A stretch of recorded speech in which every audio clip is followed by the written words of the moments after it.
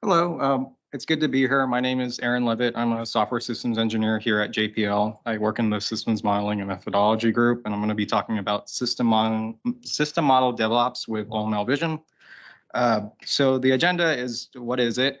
Why should I care? Getting started, a quick demo, and the next steps. So what is it? So it's an OpenCSR product. It's a OML workbench. As Megan mentioned, it's a next generation tool for authoring and analyzing OML models, and it supports an agile DevOps approach to system modeling and analysis. Um, the QR code just goes to that website, so if you want to scan it, you can, but we're going to send the slides out later. It's a Visual Studio Code extension, which is an IDE made by Microsoft. It extends VS Code. It's built using modern web frameworks like React and TypeScript. It can be accessed through any web or desktop version of VS Code. It allows for improved collaboration and enhanced model maintainability throughout the lifecycle of the project. And why should you guys care? So it's easy to use and learn. It was designed with ease of use in mind for all members of the project team. You don't need to be a developer to use it. It allows an easier transition from document-based tools like Excel to model-based system engineering. It allows for declarative programming. So if you see kind of the red highlight right over there, so what I've specified in this JSON file is the same thing that's specified in, we use Sparkle. It's kind of similar to like a SQL query and what's actually rendered in our OML Vision. You can specify the viewpoints, the database endpoints, scripts. We use Gradle, and also Sparkle queries and updates and other things that we can use for declarative programming. How to get started. It's pretty easy to get started with OML Vision. You kind of need VS Code, but that's pretty easy to install. We use Git to actually version control our models. There's a couple of things in terms of JavaScript and Java that we also add, but we try to keep the amount of software dependencies that you guys need to a minimum, and we try to keep the configurability of OML Vision. So really all you need to do is just go to your OML model and Vision will just work from there.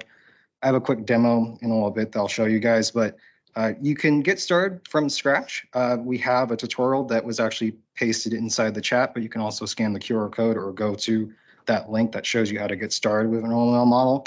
But if you want to use an existing model just to see the capabilities of Vision, you can just use an existing OML model. So I'm going to show a quick demo. So if the guys online or really anybody in the room can't hear, just let me know. This video is on YouTube, so you guys can access it if you want. OML Vision renders sections or the entire descriptive model of an OML model, such as the Kepler 16b example. OML Vision works for any instance of VS Code, such as a desktop or cloud browser instance. You can open VS Code using a cloud browser instance such as Gitpod by downloading the Gitpod Google Chrome extension. OML Vision is activated clicking the eye icon. You may open the home page by clicking the Home section. Tables organize OML data in a form similar to a spreadsheet in the tables_layouts.json file.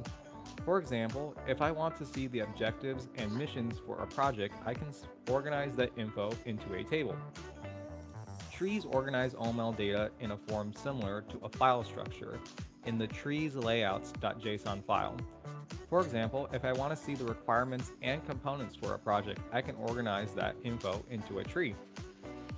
Diagrams organize OML data in a form similar to a block diagram specified in the diagrams_layouts.json file.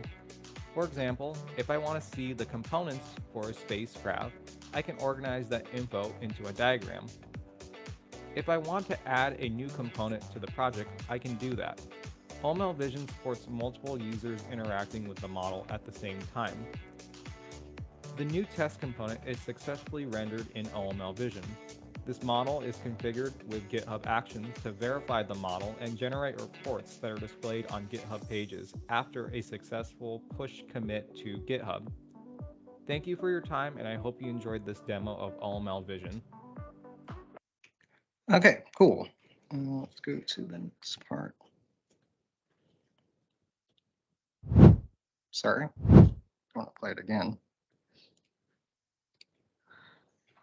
Okay, next steps. So there's a couple of things that we still want to do with OML Vision. Kind of the most important is actually saving and editing the OML model. Right now, OML Vision only allows read-only capability for an OML model. But the things that we've outlined is persisting OML Vision edits into memory and storage, minimal capability for editing OML descriptions, and then full capability for editing.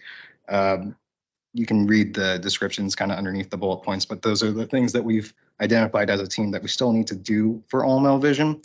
Currently, right now, Vision is in alpha, so it's in version 0.1.0, but we hope to be adding these new capabilities very soon.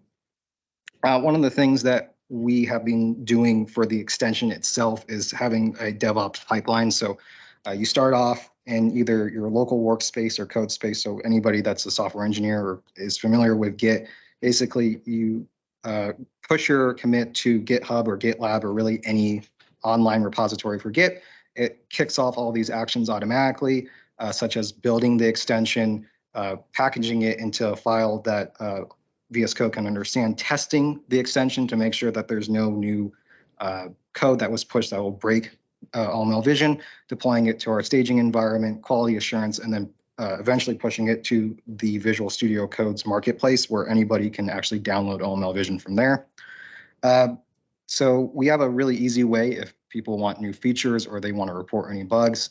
We do everything on GitHub. So if you guys are familiar with any repository on GitHub, this should look really similar or familiar to anyone. We have a detailed changelog. It details what things have been fixed, added, and deleted.